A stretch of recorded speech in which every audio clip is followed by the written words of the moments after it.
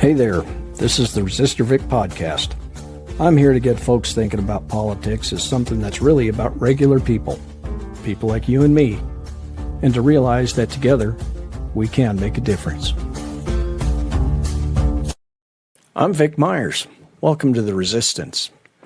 So this is take 3 because, well, I left my notes at work.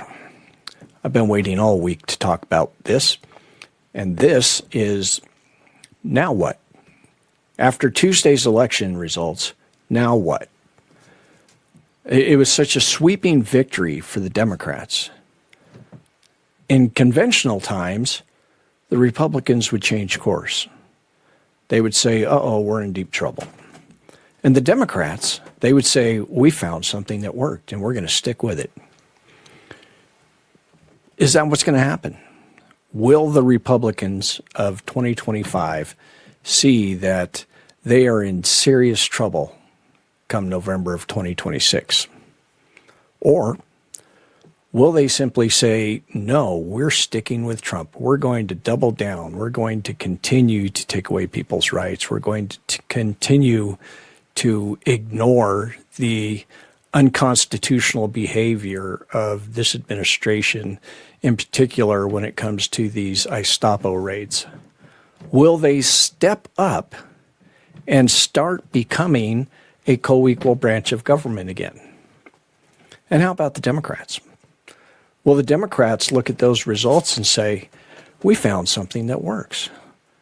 We found a formula where if we simply talk about and promise to champion the working class again, if we go after the cost of health care, if we go after the affordable housing and a living wage and things like that, then the Democrats can get control and power again and do some good.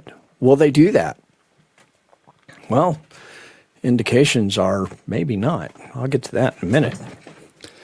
A lot of people think that the Republicans are just going to double down. And so far, we haven't seen any indication of the Republicans recognizing how badly they got beat the other day.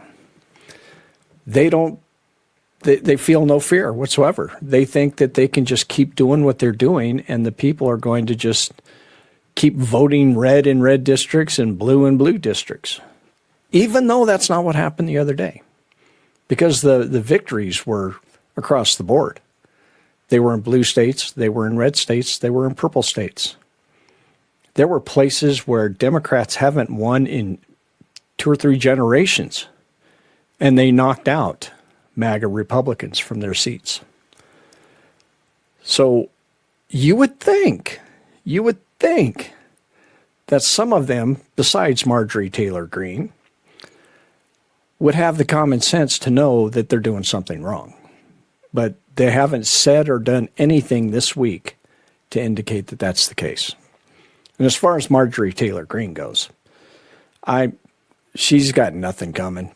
I mean, she has supported this MAGA garbage from day one. She was one of the biggest loudmouths in the House, in all of Washington, one of the biggest loudmouths.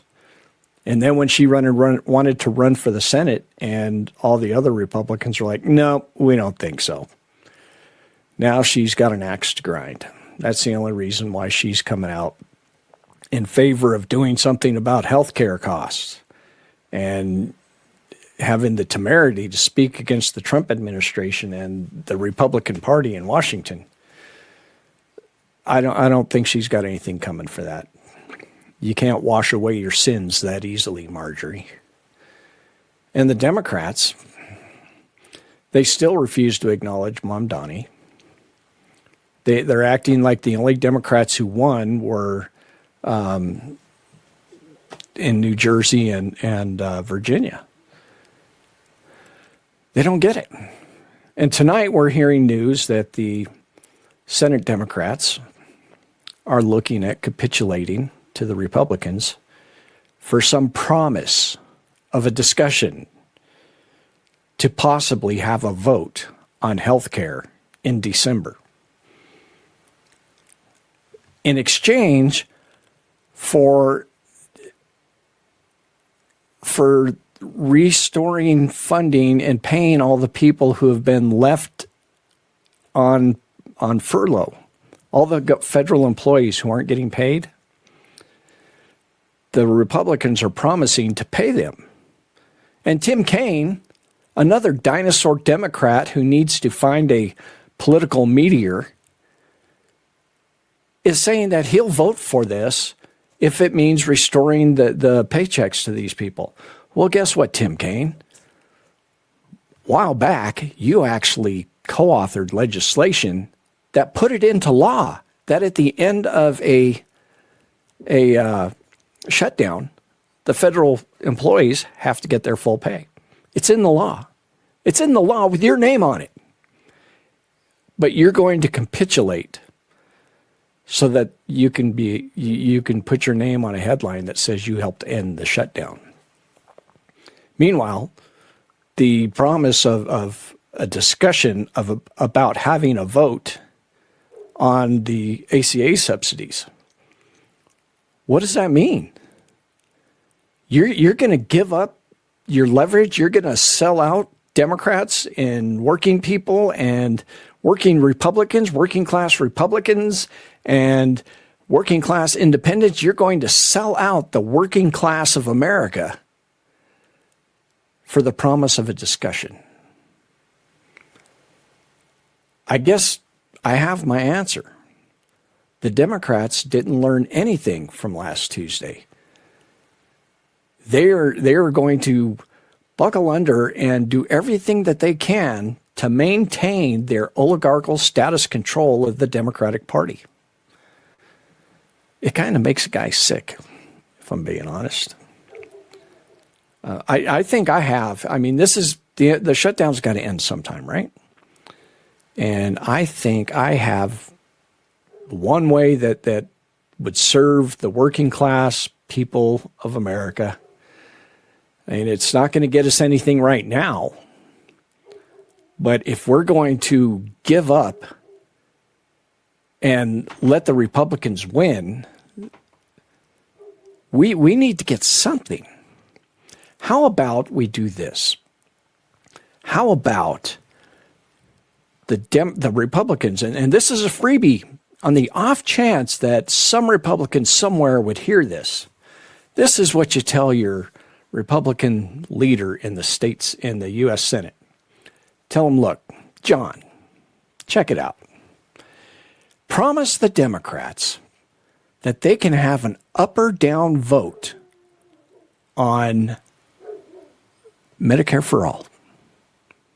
You see, there's legislation pending in the House and in the Senate. It's been introduced for Medicare for all. That would solve the healthcare problem in America. But the problem is we've got so many Democrats who run for office saying that they support Medicare for all. And then after they get elected, or even after they win their primary, they're like, Medicare for all, what's that? Never heard of it. Hakeem Jeffries, just a couple of days ago, I saw a video where somebody asked him in his little press gathering where he thought he was going to make himself look good, I guess. He was asked about Medicare for all and whether or not that's something that, given the election results, is that something the Democrats need to be championing? Is that a way out of this problem with our healthcare costs? And Hakeem Jeffries said that he strongly supports Medicare for all. And he was asked, well, why aren't you pushing the bill? He said that it hasn't been introduced. That if it was introduced, he would be supporting it. But it is. It's in the House. It's in the Senate. There's legislation submitted. So instead of fighting for it, he's pretending like it never got introduced. If anybody in New York is hearing this, please get a hold of the people who ran the Mom Donnie campaign. Find some energetic, young, ambitious person who's involved at the top levels of that campaign who would make a good candidate and run them against Hakeem Jeffries. That guy is the biggest loser in Washington. The least inspiring person I've ever seen stand behind a microphone. Anyway, got off on my Hakeem Jeffries tangent. Republicans, you need to offer the Democrats to have an up or down vote on the pending Medicare for All legislation. Now that is something that they would be crazy to turn that deal down. We'll open the government. Don't have to worry about the federal employees getting paid because that's already in the law. By the way, there was a lawsuit after the last shutdown that said it was illegal to work federal employees without paying them. And they won the lawsuit, and yet here we are, federal employees not getting paid. Anyway, if the Republicans would promise, put it in writing, get out in front of the cameras, the whole 9 yards, say we're going to open up the government with a continuing resolution, and in exchange, we're going to have an up or down vote on Medicare for all. Democrats would have to go along with it. They would be, there's no way they could say no. And the Republicans would get a win. And the Democrats who are going to cave anyway, they would get a lose. But we, the people, especially those of us in the Democratic Party, we would get a win. Because when that up or down vote came, we would finally see which one of the Democrats in Washington truly do support Medicare for all. It should be a completely bipartisan vote, all Democrats for it and all Republicans against it. But that's not what will happen. You'll see a handful of progressive Democrats in the House and in the Senate vote to support it. My senators won't support it. Hickenlooper, Bennett, there's no way in hell they're going to vote for Medicare for all because they are big business oligarchical senators. Who else? Let's see. Tim Kaine, the guy who's caving to the Republicans tonight, he's not going to support Medicare for all. Shaheen, she's not going to support it. Slotkin won't support it. There's a whole bunch of Democrats who say they want to do something about health care, but they'll cave in. They'll vote no if given the opportunity to give us Medicare for all. If we want Medicare for all, I only see one clear path for it to ever happen. If we ever want to be able to go to the doctor without risking the loss of our homes to medical debt, if we ever want to get to a situation where we can choose to keep our homes, keep our life, and get the treatment by getting the treatment that we need. If we ever want to get to that point, we're only going to get there if we join the rest of the industrialized world, like, say, Israel, who we give tens, hundreds of billions of dollars to every year. We give them money. They have national health care. Little country down south of here called Argentina that Trump is giving our farmers business to, who's taking our cattle sales. They're going to ruin our cattle ranchers. That country has national health care. All those people down there, they can just go to a doctor if they get sick. They fall and break an ankle, they can just go to the doctor, and they're not going to lose their homes and their livelihood because of it. But in America,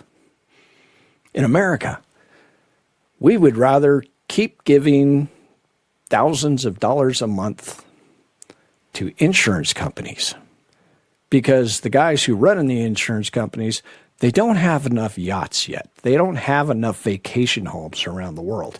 Those poor bastards, how do they get by knowing that they can't visit every single country and stay in their own villa? How do we expect them to live like that?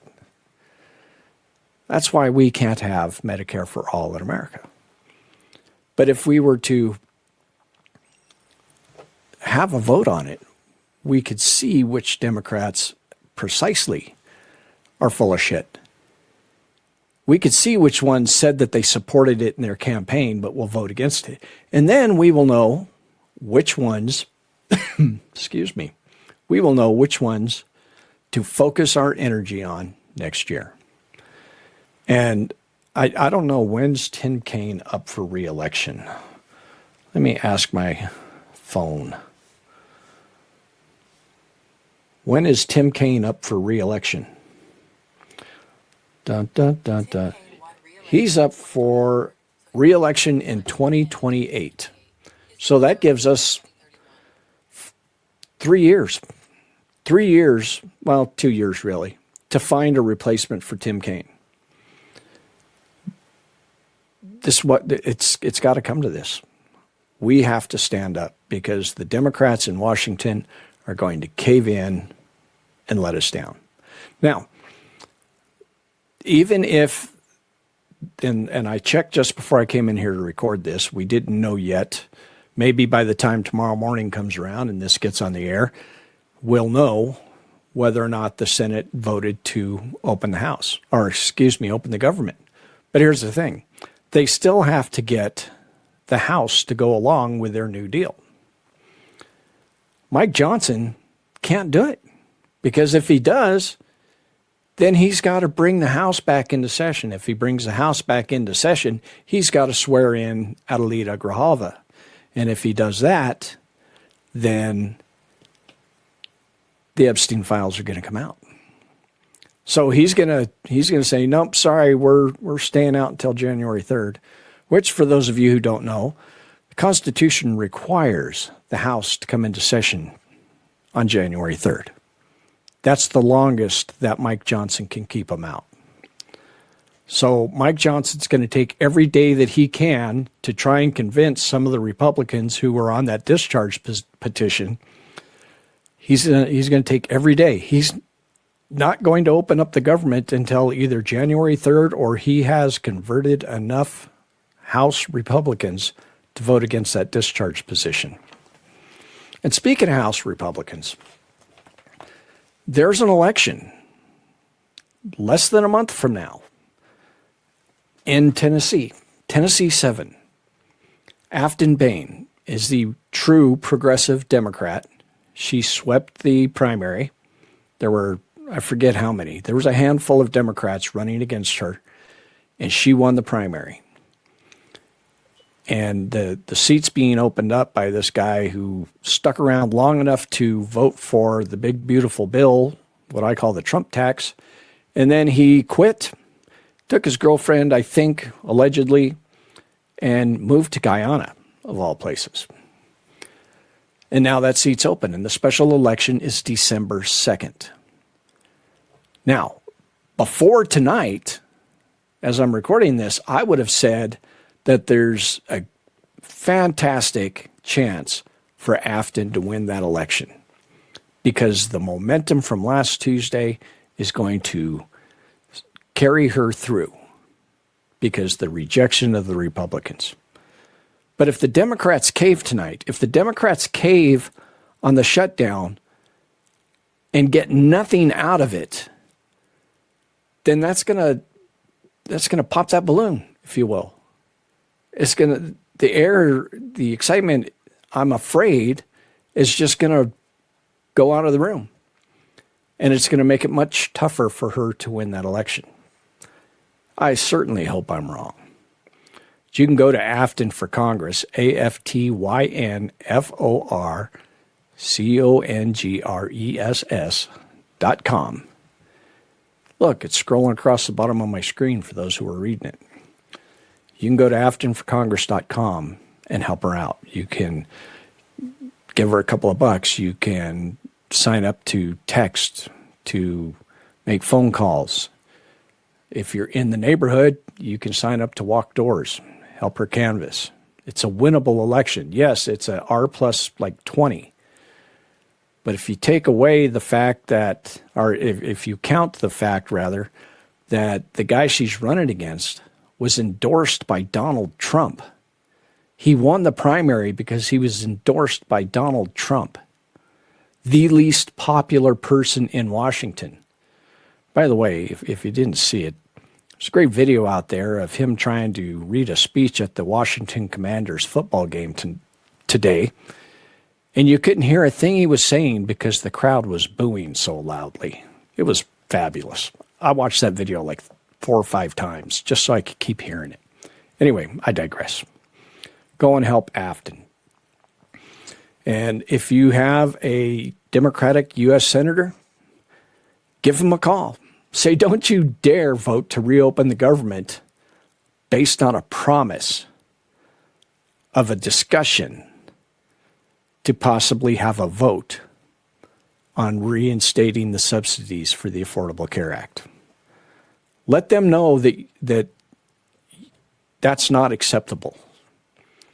And if you're in Virginia, call up that idiot senator you have who said that he would do this for the promise of making sure the federal employees get paid, even though he helped write the law, at least his name's on it, that guarantees they will get paid when the government reopens. Give him a call and tell him how stupid he is. And, maybe if you're in Virginia, maybe y'all need to go and start picketing his offices. Tell him it's way past time for him to retire. And I think I'll leave my little rant at that. Now what? We're about to find out, folks. Thanks for making me a part of your day. Good day. Well, folks, looks like we're back at the barn and it's time to call it a day. I sure do appreciate you spending your time with me. If you want to help keep this podcast going by supporting me, you can get a paid subscription on Substack, where I'm Resistor Vic. Or if you're the type that'd rather go to PayPal, I'm also resistorvic@gmail.com. Thanks again.